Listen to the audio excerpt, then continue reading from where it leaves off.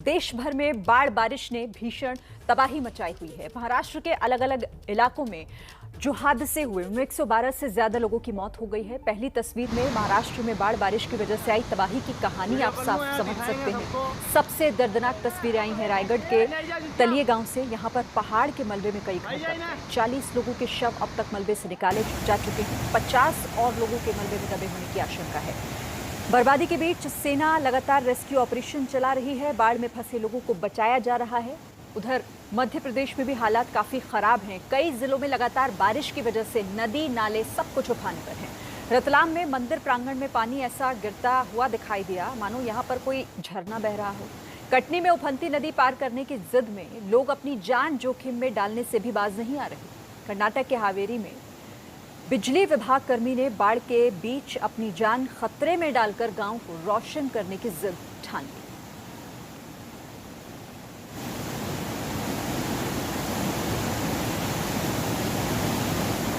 और देखिए, इस बारिश और बाढ़ ने सबसे ज्यादा कहर जहां बरपाया है वो है महाराष्ट्र का रायगढ़। 40 लोगों की मौत पहाड़ के मलबे में दबने से हो चुकी है और 50 लोगों की अब भी तलाश जारी है। हमारे संवाददाता अजय दुबे की ग्राउंड रिपोर्ट आपको दिखाते हैं।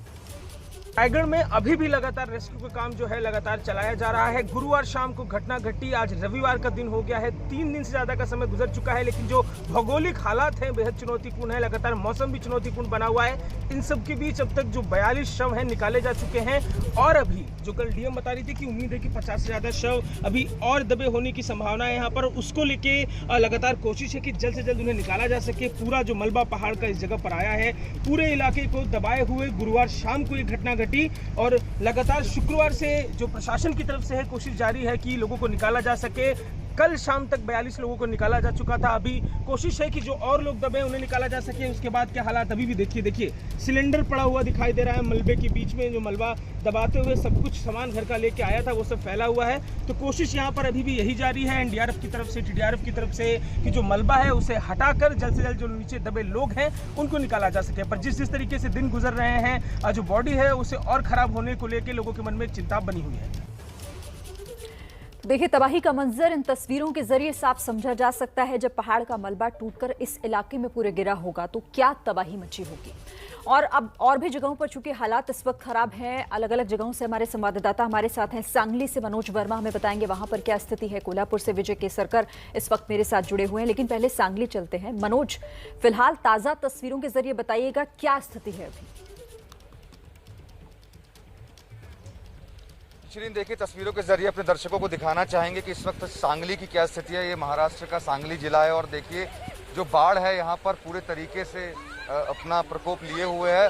लोग हालांकि यहाँ पर कुछ पहुँचे हैं, मस्ती कर रहे हैं, सेल्फी ले रहे हैं, लेकिन तस्वीरों में साफ जाहिर हो रहा है कि कितना ज़्यादा जो पानी है वो यहाँ सांगली के अंदर आ चुका है। और सांगली के अंदर की जो गांव की तस्वीर है वो भी दर्शकों ने देखी है। वहाँ पर भी बहुत ज़्यादा बुरे हालात हैं। हम कोशिश कर रहे हैं आगे जाने की, लेकिन पानी इतना ज़्यादा है कि यहाँ से आगे जा पाना नामुमकिन है। तो हम इंतज़ार करेंगे या किसी और रास्ते से सांगली जाने की कोशिश करेंगे जहाँ पर लोग फंसे हुए हैं। वहाँ पर एनडीआरएफ की टीम भी मौजूद है। कब आया था ये पानी यहाँ पर? पानी 2 दिन से हो गए पानी। 2 दिन हो गए पानी आ गए। अच्छा, तो अब ये रास्ता पूरा बंद है? पूरा बंद है, पूरा बंद है, अभी पूरा बंद है। इधर से थोड़ा आता है रास्ता, इधर से पूरा बंद है कंटिन्यू। कितनी दिक्कतों का सामना करना पड़ रहा है आप लोगों को? बहुत दिक्कत होते हैं, बहुत। इन तस्वीरों में आप देख सकते हैं कि कितना ज़्यादा पानी यहाँ सड़क पर मौजूद है कि ये मेन रास्ता है सांगली जाने का, लेकिन यहाँ पर बहुत ज़्यादा पानी जो है वो भर चुका है। गांव जो है पूरा डूब चुका है, यहाँ पर खेत पूरे डूब चुके हैं। अभी पीछे हमने रास्ते में भी देखा था काफ़ी घर थे वहाँ पर, वो भी डूब चुके हैं।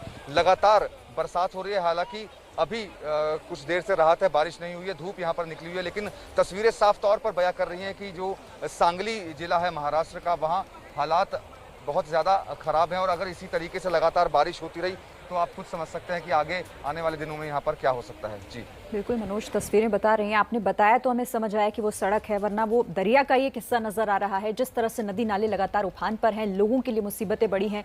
हम और भी जगहों पर आपको बताएंगे मौजूदा हालात क्या है। लेकिन महाराष्ट्र में बाढ़ बारिश से तबाही के बीच आज सीएम उद्धव ठाकरे रत्नागिरी के चिपलून का दौरा करने वाले हैं। चिपलून में बुधवार गुरुवार की रात से जो बारिश शुरू हुई, जिस वजह से पूरा शहर समंदर में तब्दील होता नजर आया। कल उद्धव ने रायगढ़ का भी दौरा किया था। वहीं दूसरी तरफ आज महाराष्ट्र में नेता प्रतिपक्ष और पूर्व सीएम देवेंद्र फडणवीस कोंकण के लिए निकल गए हैं।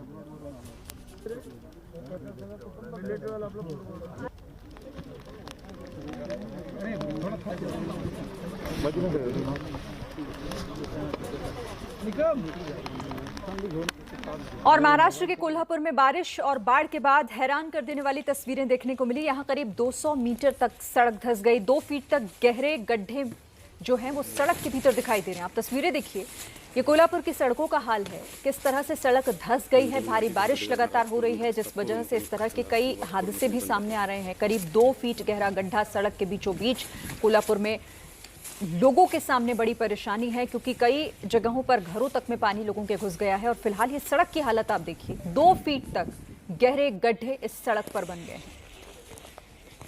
और अब कोल्हापुरी चलते हैं, विजय केसरकर इस वक्त इस पर और ज्यादा जानकारी हमसे साझा करेंगे। विजय, तस्वीरें तो हम देख ही रहे हैं, सड़क पर इतना बड़ा गड्ढा, और क्या कुछ हालात फिलहाल बने हुए हैं? देखिए, कल से बारिश है वो रुक गई है, लेकिन जो पानी है कोल्हापुर सिटी में जो पानी घुस गया है, वो पानी अभी भी यहाँ पे दिखाई दे रहा है कि बहुत सारे इलाकों में पानी यहाँ पर है। लोगों को रेस्क्यू किया है। जो पंचगंगा रिवर है उसका जो पानी है वो धीरे धीरे कम हो रहा है, लेकिन कोल्हापुर ज़िले के इस साइड में जो इलाके हैं वहाँ पे पानी है वो बह रहा है। और इसी के लिए वहाँ पे बहुत सारी दिक्कतें आ रही है। जो गांव है, गांव के सब किसान है वो रास्ते पर आकर बैठ गए हैं। बहुत जगह पर उनको रहने के लिए नहीं मिल रहा है, पानी नहीं मिल रहा है, जो जानवर है उनको खाना नहीं मिल रहा है। ऐसी परिस्थितियाँ यहाँ पे हो रही है। कोल्हापुर के जो वेस्टर्न लाइन है वहाँ पे थोड़ा पानी कम हो रहा है, क्योंकि डैम से अभी भी जो पानी है वो नहीं निकला। बारिश रुक गई है। पंचगंगा रिवर का जो पानी का स्तर है वो धीरे धीरे कम हो रहा है, लेकिन जो सांगली का इलाका है और कोल्हापुर का जो इस साइड का जो इलाका है वहाँ पे बहुत पानी है वो भर चुका है। और ये जो पानी है कोल्हापुर से जा रहा है सांगली की तरफ। हमारे साथ यहाँ के जानकार है। सर, मुझे बताइए, जो बाढ़ है वो इस बाढ़ में और पिछले साल में जो बाढ़ है तो क्या फ़र्क दिख रहा है? हर बार हम कोल्हापुर वासी बाढ़ का जो रीज़न देते थे कि वो अलमट्टी का एक धरन और राधानगरी डैम के जो गेट्स वो ओपन हो रहे हैं, इसलिए पानी बढ़ रहा है, ऐसा कारण देते थे। लेकिन अभी वो कारण सभी झूठ थे, ये इस साल के बरसात ने सिद्ध कर दिया है। 2 दिन के बरसात में इतना जल प्रलय कोल्हापुर में हुआ है, पहले कभी नहीं हुआ था। ये बरसात का ही जो कई ताकत है उन्होंने वो दिखाई है। वो इसके हिसाब से कोल्हापुर के जिला का अभी संभाजी महाराज ने कहा है वैसा वो डिजास्टर प्लान करना चाहिए। डिजास्टर प्लान करना चाहिए। धोखा है वो अभी भी टला नहीं है, क्योंकि लोगों का रेस्क्यू किया है वेस्टर्न साइड से, लेकिन जो शिरोल है, कुरुंदवाड़ है, उस साइड का रेस्क्यू ऑपरेशन है वो अभी भी है। आर्मी की टीम यहाँ पे आ गई है, NDRF की 8 टीम है वो इस इलाके में आ गई है, इसलिए धोखा अभी भी नहीं टला है। ठीक है, तो देखिए विजय बता रहे हैं कैसे वहां पर हालात हैं। लोगों से भी उन्होंने बात की, किस तरह से परेशानियों का सबब उनके सामने बहुत बड़ा है, लेकिन अभी तक यहां पर हालात सुधरते फिलहाल दिखाई नहीं दे रहे। आप सभी मेरे साथ रहिए। अब देखिए, चूंकि महाराष्ट्र की तो हम बात कर रहे हैं, लेकिन महाराष्ट्र के साथ साथ बिहार में भी स्थिति काफी खराब है, क्योंकि कई जगहों पर वहां भी बाढ़ और भारी बारिश की वजह से जीवन अस्त व्यस्त हो गया है। सीधे इस वक्त रुक करेंगे, निधि मेरे साथ हैं। निधि, कहीं पर बांध टूट गया तो कहीं पर बाढ़ का पानी लोगों के घरों में घुस रहा है। आज फिलहाल मौसम कैसा है और अभी जो राहत बचाव कार्य चल रहा है उसे लेकर क्या अपडेट है?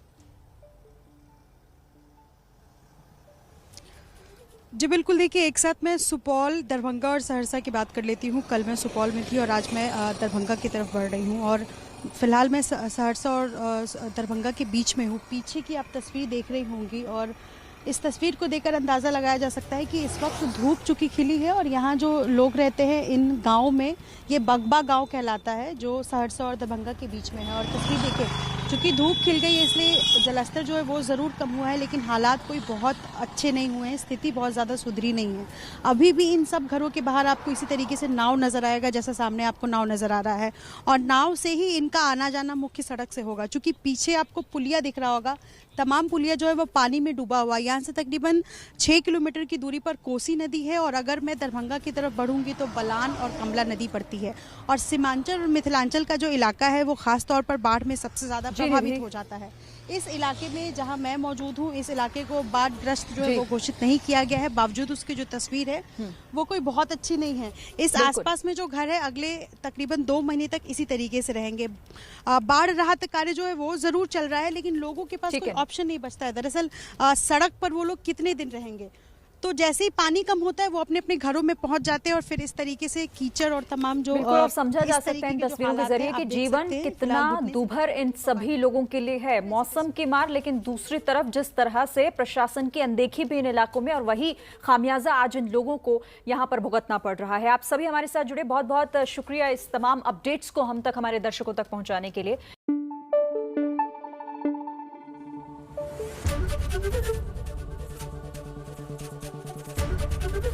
एबीपी न्यूज आपको रखे आगे।